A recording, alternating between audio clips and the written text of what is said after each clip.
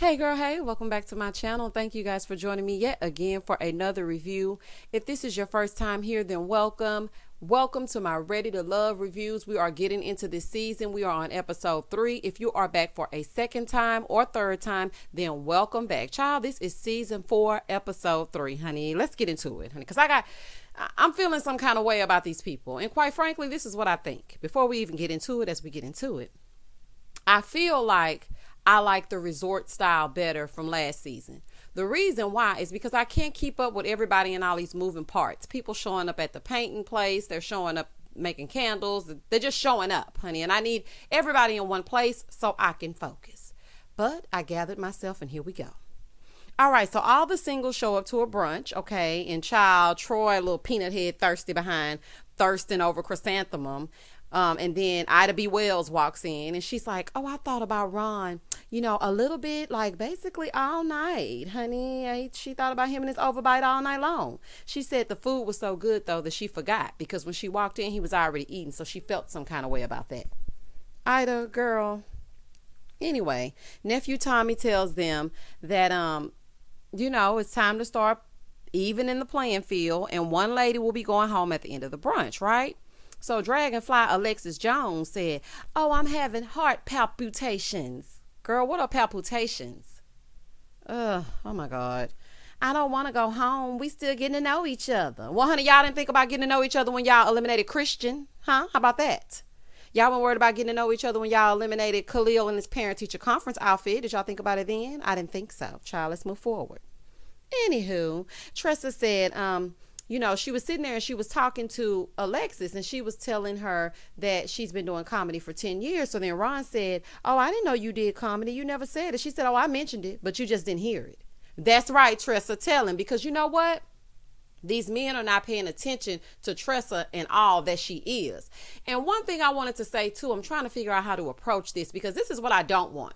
I don't want everyone rallying around Tressa as if she's the charity case or as if she's, we got to let her know she's somebody. Honey, let me tell you something, baby. That confidence on Tressa exudes through the screen. There's no need to throw a rally. Yes, the woman is beautiful and she knows that, honey. And I was going to call these men something.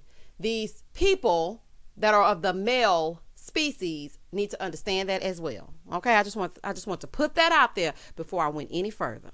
Okay, and so she said, well, I did say it, I mentioned it, but you just didn't hear it. You would have, Ron, if you wasn't over there telling the cat lady she wasn't gonna work after having kids, honey. You would have heard it. Tressa tells Ron she doesn't lead with that because she thinks that people think she's the homegirl and she's trying to find her man, honey, as you should. So then we see, child, oh my goodness, we see Troy sitting over here lying to Dragonfly Jones, okay? He telling her everything he thinks she wants to hear. So he tells her, as soon as you walked in the room, I just wanted to come over and talk to you because of your energy. Oh my goodness. Do we have to listen to this throughout the entire season? Please, let's get him eliminated ASAP. Please. I can't wait no longer. Honey, oh my goodness. So then he tells Alexis, it's just something about your energy that just drew me to you. It just exudes as soon as you walk through the room. Okay. Then she says, well, he's telling me I'm in his top, but I feel like a lot of people are in his top. So then we see Amanda, aka Simone Biles. She's walking out and she looks cute, on this episode during the brunch. So she's walking out and then he says to her, ooh, you looking good. You fine. Don't you know that? Ugh. Oh my God. Ugh. Just disgusting. Okay. Disgusting. He's telling her the exact same thing. Then he goes over to chrysanthemum. Chrysanthemum. He goes over to chrysanthemum and he starts to tell her a little bit of the same thing. Troy, you cannot be trusted. I told y'all he was disgusting from the get-go. I told y'all something about him was extra thirsty, honey. Him and Alexis need some water. It's like they've been stranded on a desert island, honey. Just call him Gilligan. Ugh. Oh my goodness. Then we see him telling our beautiful little flower, chrysanthemum, honey, that she's also beautiful and he loves the way she is. Honey, this thirst bucket. Anyway, let's move on from Troy. Troy stay putting his mouth on somebody, okay? Then he says to Simone, because he's back over there talking to her again. I'm sorry, not Simone Biles, child. Amanda, honey. I've deemed her Simone Biles because that's what she reminds me of. So he goes back over and he's talking to Amanda. Okay. And then he's sitting down with her. And then he tells her, because of how we interact, I just feel a better vibe with you than anyone else.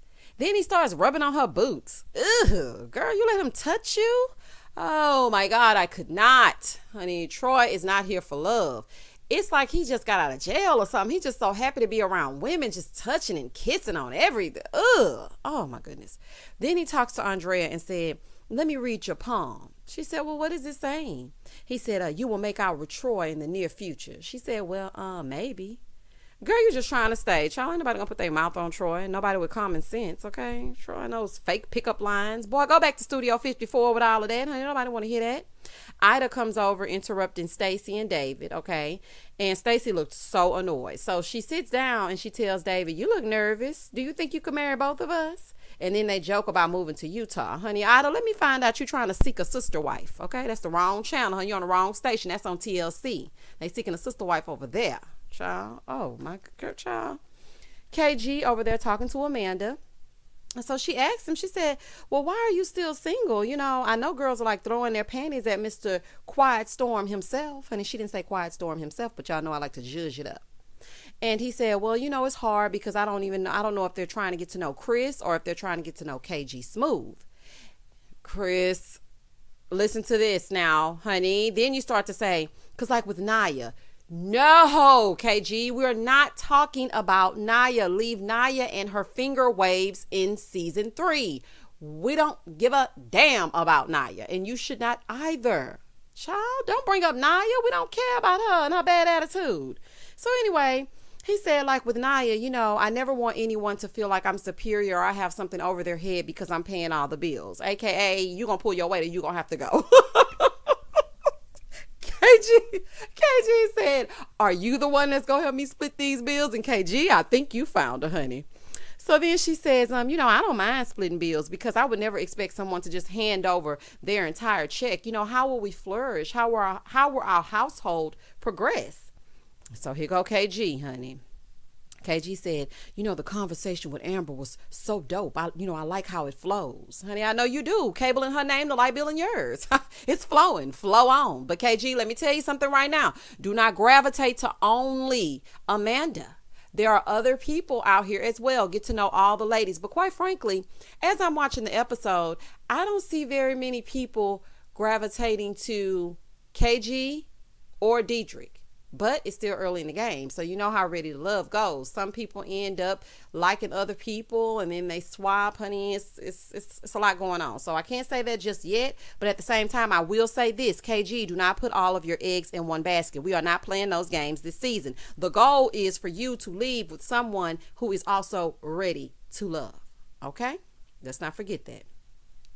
AJ was talking to Andrea, honey, looking over his back because he like, oh my God, can somebody say they want to steal me for a second? I thought that's what we do on this show. You say you want to steal somebody. Honey, he could not be bothered. So he said, at first I thought I didn't spend enough time actually getting to know Andrea, but then I realized I don't like her.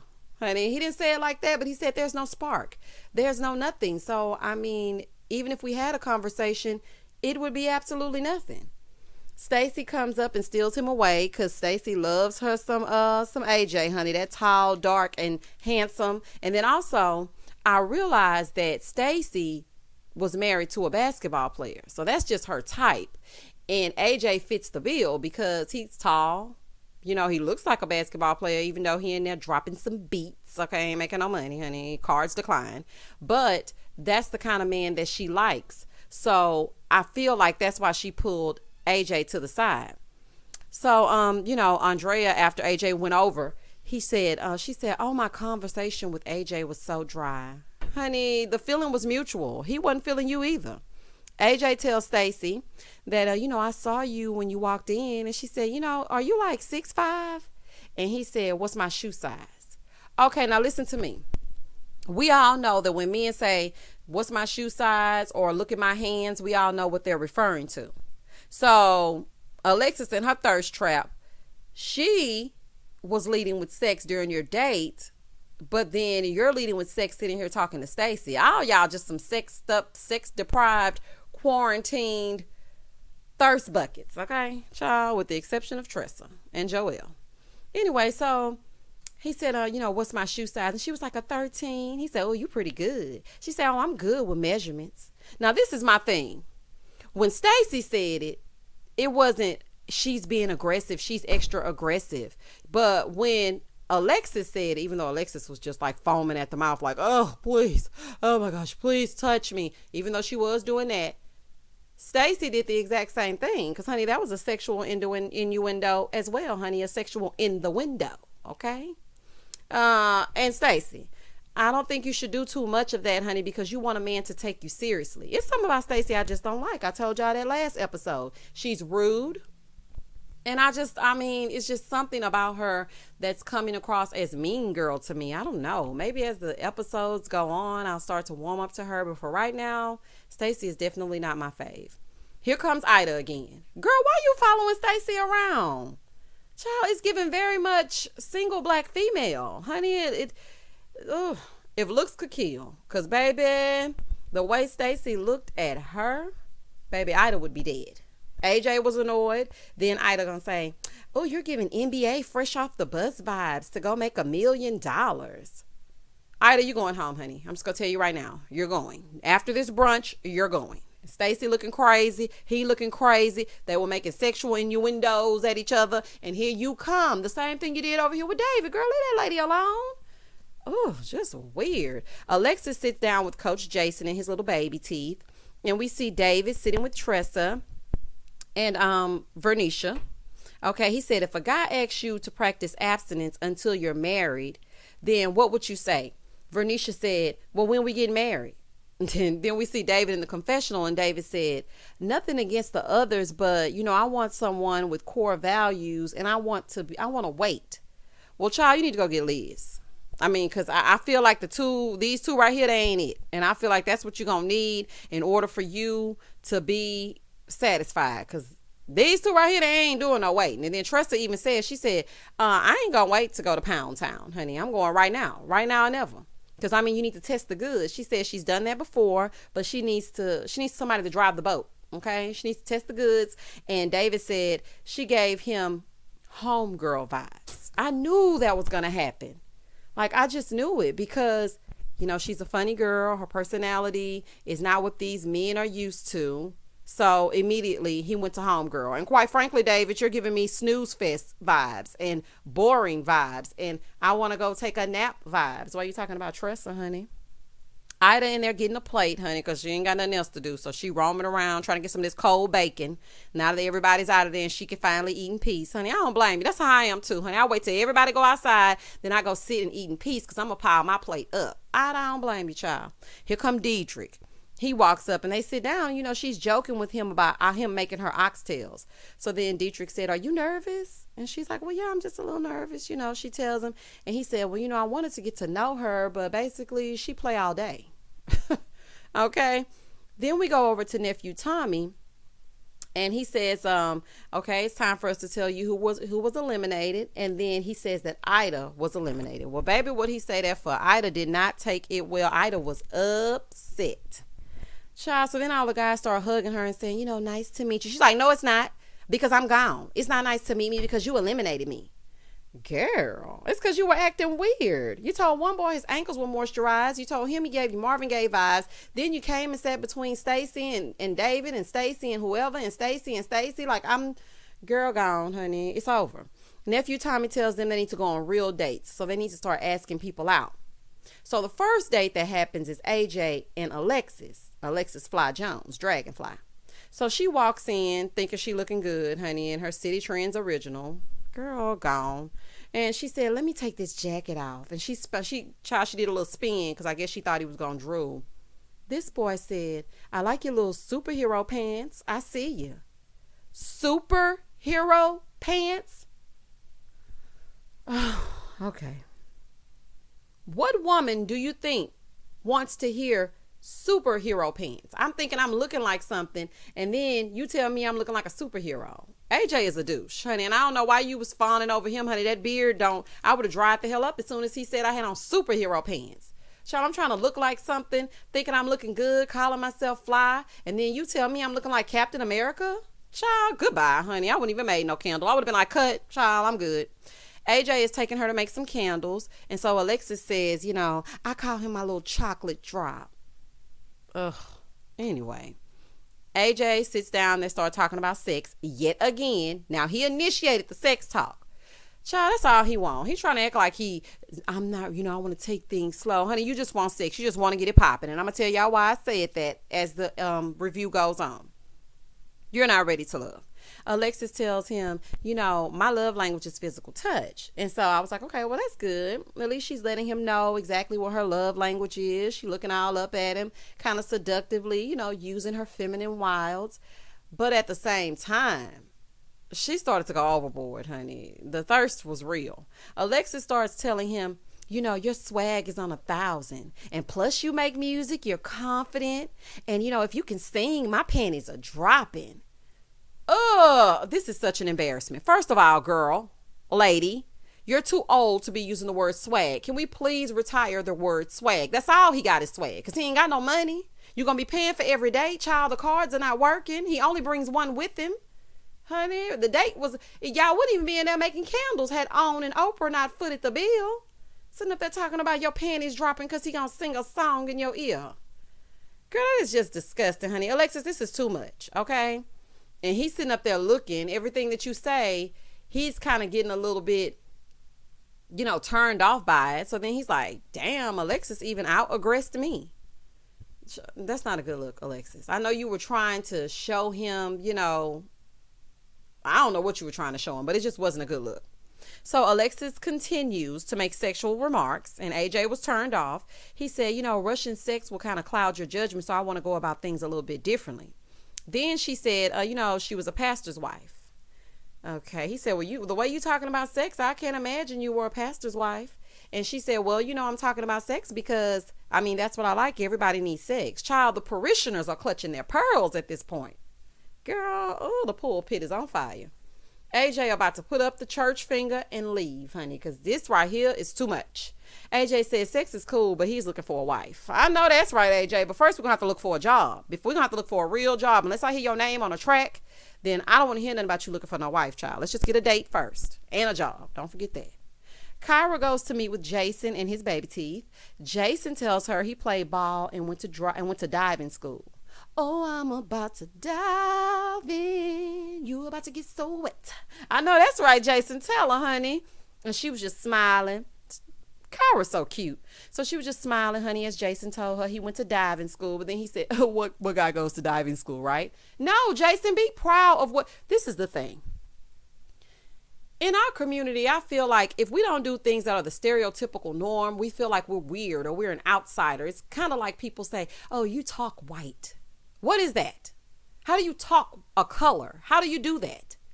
There's nothing weird about you going to diving school. Honey, Michael Phelps has made a good coin off of going to diving school. That's for dang on sure. Honey, be proud of what you do. I don't like, that would have turned me off because I'm the kind of person, I love confidence. If you're a confident man, I don't care if you went to Etch-a-Sketch school. I don't care if you know how to draw, hopscotch on a sidewalk and you went to a specific school to draw the best hopscotch on the sidewalk. I like that as long as you feel confident in it. But don't come over here with no card that don't work like AJ did, because then therefore and thus and such, I'm going to have to say no. Okay? But be proud of that, honey. Wasn't nothing wrong with that. So then she starts to ask him about him following through with things. And Jason tells her, most of them I have followed through with. Some I did not. Could have been because of depression. I've had depression before. And so she said, I had depression in my family and it ended in a very traumatic way. So I'm cautious as to if this is a red flag, And to me, and then she asked him if he went to counseling. And he said, oh, yeah, they're good. They asked all the right questions. And she was like, yeah, the good ones do. And so then Jason started to tell her that one of them broke him all the way down. He was crying and everything. And I just really appreciated the fact that he was very vulnerable in that moment. It made me look at him a different way. I'm like, okay, Jason, I like the fact that you're different. I like the fact that you've done different things. And I also like the fact that you were vulnerable with her in that moment. That may be a little bit much for her because she's already gone through something traumatic as it relates to depression. But I feel like there is somebody out there for you. So don't put all your eggs in one basket with Kyra, because I'm not really sure. I feel like she's just on the show wandering around at this point. I didn't see any ties. Okay. Andrea Troy, Amanda, Vernisha, David, Liz, and Joelle go to a sip and paint. It's like a quadruple date. Okay. Andrea says, I like Troy. I really do like him. Girl, it would be you that like Troy. Ugh, the cat lady with the little weirdo. It would be you. Amanda comes in, and I guess Troy liked her as well. So she comes in and sits on the other side. She was like, oh, I'm gonna sit on the other side of you. Here go Andrea. Ooh, competition. Girl, nobody want Troy but you, child. Anyway, she's trying to sit on the other side because, child, look, nobody want Troy but you. You're fine. Amanda sits on the other side, and Troy says, I'm like the chicken between two buns. I'll be a sandwich any day. Yuck. Okay? Yuck. Ugh, it's just disgusting. Amanda, a fine little thing, though. She is fine. Amanda, you working, honey. You working with something. Because I saw you when you walked in that sip and paint. You was looking like something. And his little mouth just dropped because he a little thirst bucket. Ugh, disgusting. He's such a sleazeball. Troy is so skeevy. Like, he really makes my skin crawl, especially what's about to happen next. So Liz is over there telling Joelle, she likes his swag. There goes that word again. Liz. No. Like, don't tell him you like his swag. I love your personality. I love the person that you portray yourself to be. Like, come on now. And Troy promises another trip. Honey, he over there talking about having a trip with Andrea, taking her away to Belize and Spain and everything, and dropping a baby off in her. Child, she's like, oh, okay, that sounds good. Andrea, girl, you weird too. You should have went with Ida, honey. Both of y'all should have went on skipping hand in hand. Vernisha talks to David, and so he starts talking to her, and she said, well, I have a ring on my vision board. I know that's right, honey. Let him know, child. We are nearing 40, okay? The clocks are ticking. I'm going to need a ring, or it don't mean a thing. I'm just telling you. Troy over there with his filthy paws all over Andrea. Ugh. Amanda was like, well, since he's touching all over her, then, I'm done. I'm done with Troy. Girl, nobody should even begin with Troy. Like, that's not the person you look at and think, ugh. As I see Joelle talking to Liz, Joelle gives me a homeboy vibe. Now, they talking about Tressa, but quite frankly, I feel like Joelle gives me, I'm just wandering around and I'm going on these dates and I like everybody and everybody likes me. Joelle seems like one of those guys.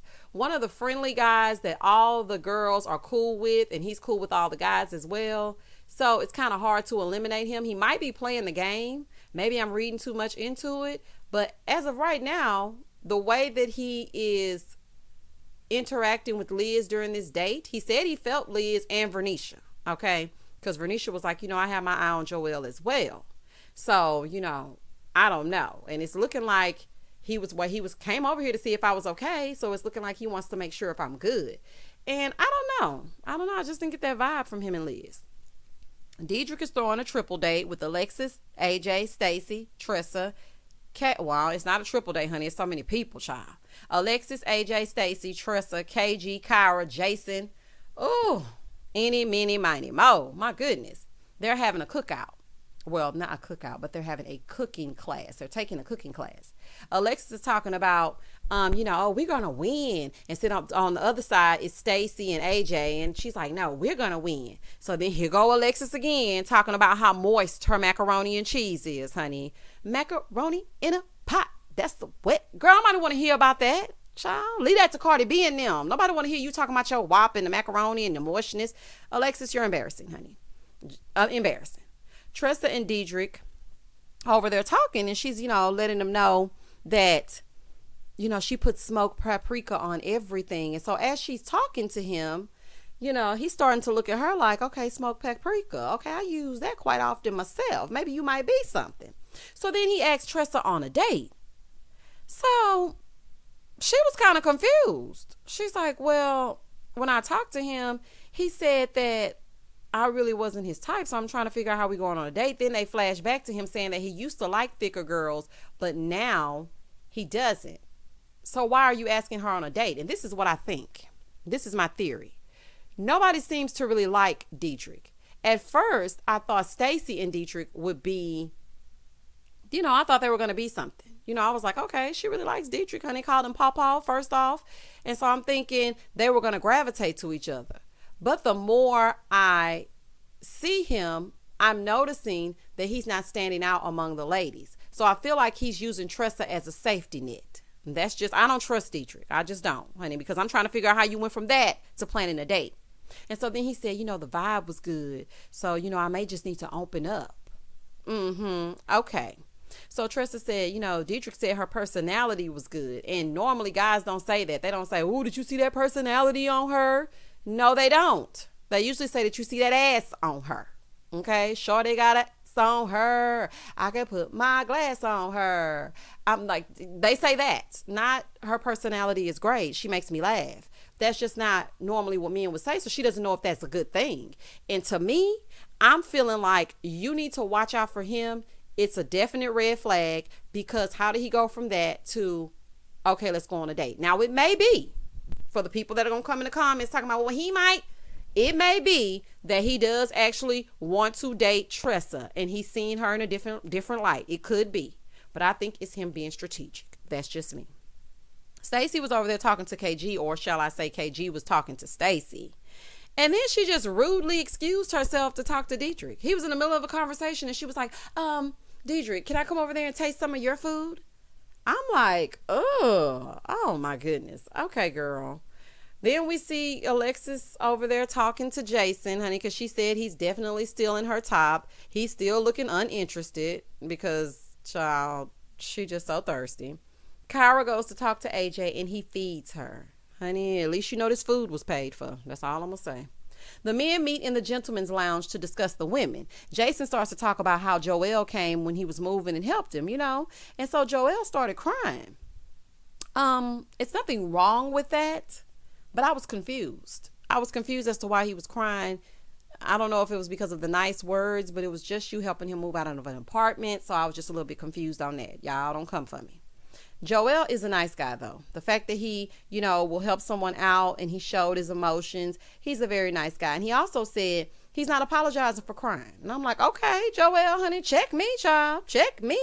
He said, I feel like we're not just here looking for women, but we should be here looking for a brotherhood as well, honey. After the tears dried, then nephew Tommy, started asking, what's going on with the girls and how y'all feeling about them. Deidrick said after the date with Tressa, she moved up because every conversation was real. Honey, I'm not buying it. AJ tells them Alexis was being aggressive and a bit too much, but she's still kind of up there. See, this is what I'm saying. You're giving mixed signals, AJ. If you tell her she's wearing a superhero costume or whatever and looks like she just came from Party City, but then in the same breath, you're saying, she's aggressive. But then in that same breath, you're saying, but you're still in my top. Something is not right about you. Maybe you just want to have sex and hoping she'll stick around long enough for you to smash. Just my thoughts.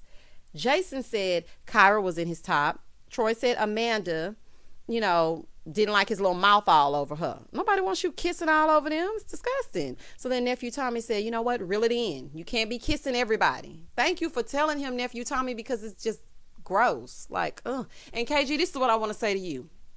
I want you to be less of a friend and don't go into this thinking, well, I did this last season. So these are totally different cast members. These are totally different women. I need you to really put yourself out there. I need you to really be talking to these ladies. I need you to really show them who you are.